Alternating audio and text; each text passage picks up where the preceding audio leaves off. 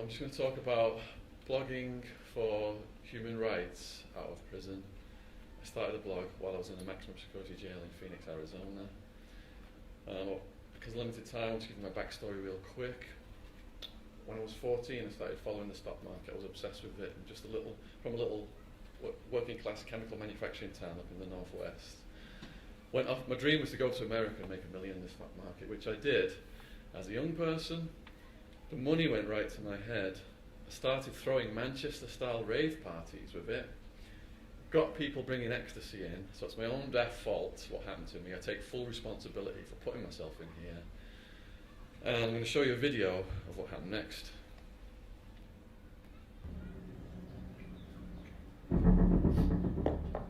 On May 16th, 2002, I get up early to place an options trade on the computer.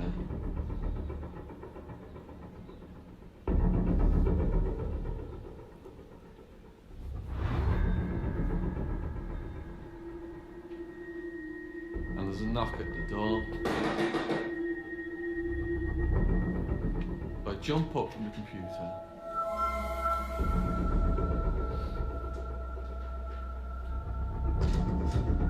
I can't see who it is.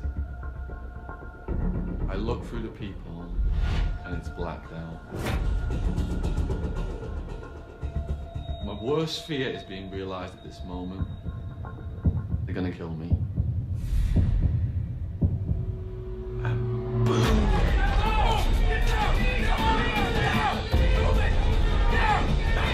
Hands above your heads! On the ground now!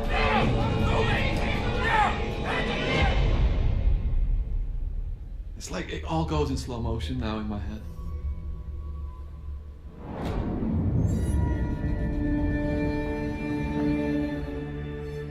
I fought, got away with it. I was mistaken.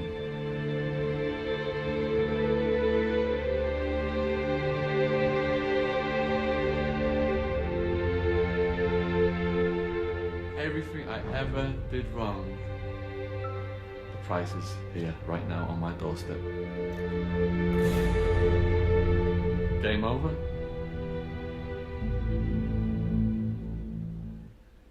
Okay, so the jail I ended up in, which has got the highest rate of death out of all in America, not only were the gang members murdering the prisoners, even the guards were murdering the prisoners. Here's what the gang members look like. It's all divided by race. This is the white gang, the Aryan Brotherhood. To earn their tattoos, they've got to commit acts of violence. To be a full member of the gang, you have to murder someone in the jail for them.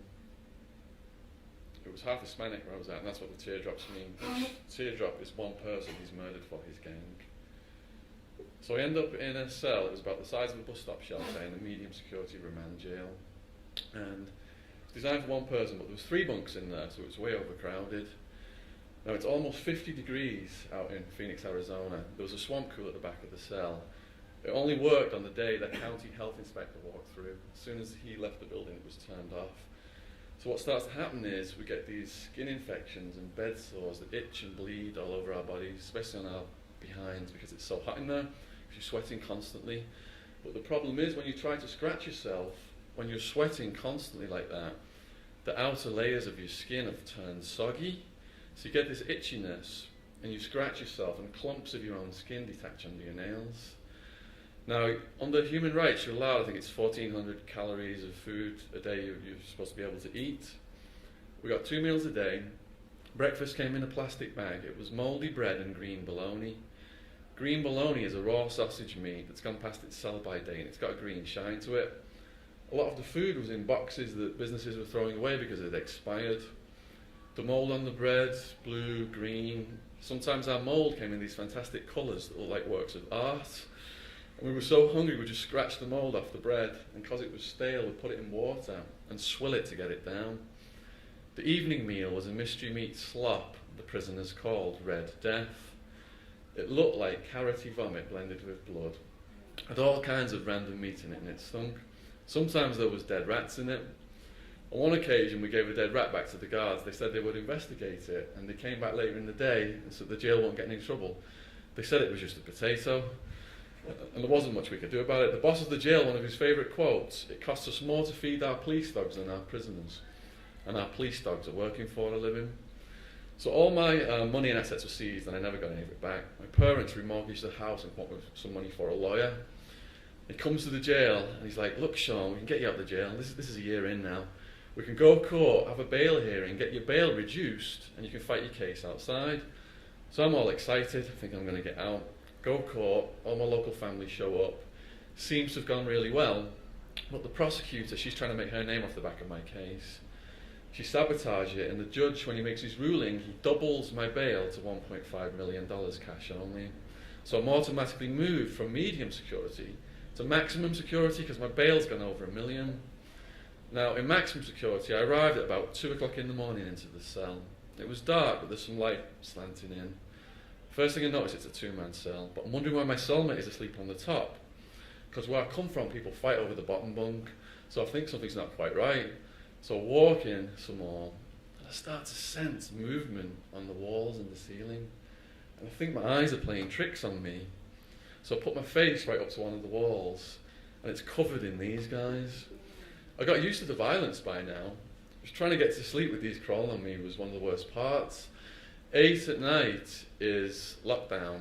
10 is lights out. It's like they know just when the lights are about to go out. They start lining up in the cracks in the walls, doing this little movement with the antennae sticking out, like an army waiting to invade. As soon as the lights go out, they just flood the room. Now you've got a choice. You can put a sheet around you so you look like the mummy and leave a breathing hole, and it does keep them off you, but it traps the heat to your body. And like I mentioned earlier, you've got these bleeding and itching skin infections and bed sores. The heat aggravates that, so you end up just throwing the sheet off you and letting them crawl on you. Now they don't bite. They start out tickling your feet, your limbs, palms of your hands. They try to get in your ears to eat your earwax. It's like honey to them. Is anyone in here asthmatic? Any brave asthmatics over there? Okay, check this story out. I had a neighbour in maximum security who was asthmatic. He wakes up one morning, out of breath, grabs his inhaler, takes a blast, shoots a cockroach inside himself, says he can feel it moving around. He throws up his stomach contents trying to get rid of it, and somehow it's stuck in there and it won't come out. Even in the daytime, there were so many, the prisoners were doing cockroach races, gambling on the winner. Now, there was another threat from the insect world that also came out during the night. There was a spider. It's called the brown recluse. You didn't see it. It would come out looking for food, and you'd roll around in your sleep. It would touch you. You'd wake up the next day with a little pinprick, and you might not even think too much about that. In the following days, pus would start to come out, and your skin would slough away, and it would eat into your flesh and cause what's called a volcano lesion. There were guys in the jail who'd been in shootouts, and as you're about to see, unless you're squeamish, these spiders are putting bigger holes in people's bodies than bullets. Now, you've got a right to medical treatment. You've got a right not to live in an insect-infested environment. And we take these guys to the guards. You've got to take this guy to medical. And the guards would always say the same thing. It's the policy of the jail not to treat insect bites. You put yourself in here, you deal with it. So basically, we had to hold the guy down, squeeze the pus out ourselves, and then put salt on the wound at the end of that to reduce the bacteria. Yeah, so I'm writing home to my loved ones about this stuff. They're shocked and appalled, but they want to read more. So we have an idea to start a blog. Now, there's no computers or internet or anything like that in the jail, and we can't let the guards find out either, because the guards are routinely murdering the prisoners in this place, and it's not the big bad gang members. Brian Crenshaw was classified as a blind shoplifter. He failed to produce his ID for the evening meal. The guards pulverised him, broke his neck, severe internal injuries. He went into a coma and he died over a month later. Scott Norberg was a mentally ill man wandering a neighbourhood. They brought him in. The guards started beating him and electrocuting him with taser guns. Female guard tried to stop it. Why are you beating him? Stop, he's turning blue. They pushed her off and they kept beating him. The inmates watching from the holding cell started yelling, "Why are you still beating him? He's already dead." And even after that, they continued to beat the corpse, turn blue and everything. Both of those cases were caught on camera, and the family members of the victims sued the jail and rewarded millions in compensation. Do any of you guys have any idea what the boss of the jail, Sheriff Joe, did to the guards that were found responsible in federal court for murdering those prisoners? Put your hand up if you think he did something positive. He gave them promotions and pay rises. He prides himself on being America's toughest sheriff. Because of all the human rights violations, he's at war with Obama, and he's saying to Obama, I'm elected in the state of Arizona, I'm going to do whatever I want. Students protesting the human rights chained themselves to his building. He had them all arrested and thrown in his jail. Now, a guard said to me, the world has got no idea what's really going on in here. I'm going to show you a video clip of what happened next.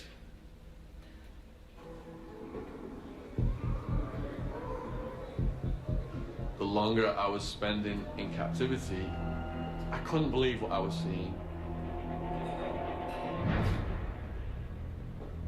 All the human rights violations were disgusting me.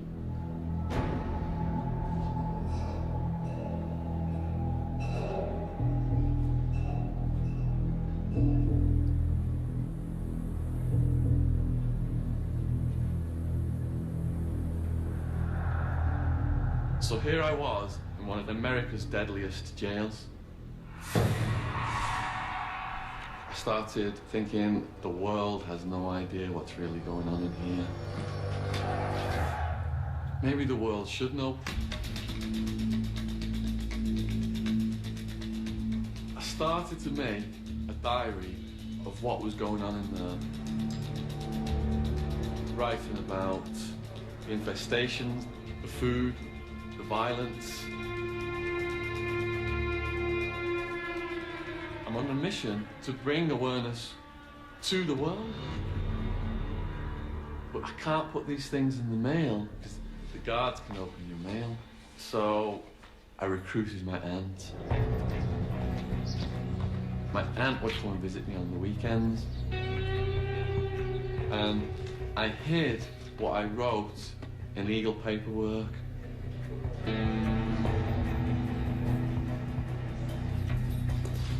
I could release property to my aunt through the visitation guards.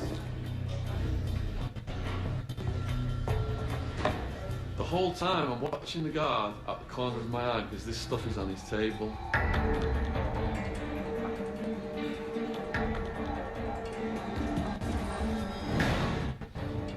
My heart is going like crazy. Is he going to search it? Is he not going to search it? He doesn't search it.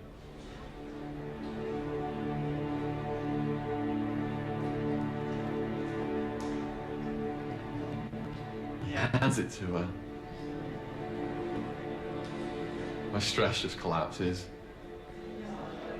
She typed what I'd written up, and that's how my blog, John's Jail Journal, started. If we did it under a fake name, John's Jail Journal, the guards wouldn't know who I was. I couldn't believe some of the things he was writing. I realised that this was hell on earth. It was unreal. It was like it was happening to somebody else. But in a way it helped because it made me feel close to him.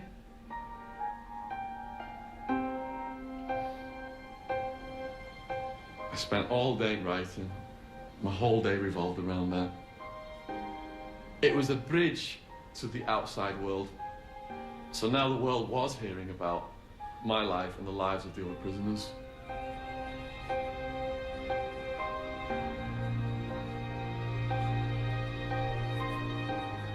And it went on to attract all this media attention to the conditions in the jail.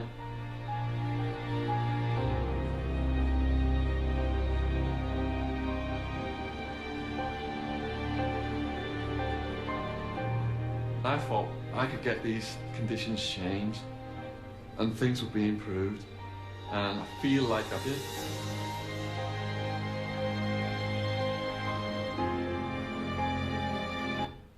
The maximum security jail was closed down 2 years after I started the blog, but he runs 6 different jails, the sheriff, so a lot of this stuff is still going on. Anyway, I'm out of time now. If you want the full story, my book is supposed to be downstairs in foils. And thank you very much all for coming here and listening. Thank you. Cheers.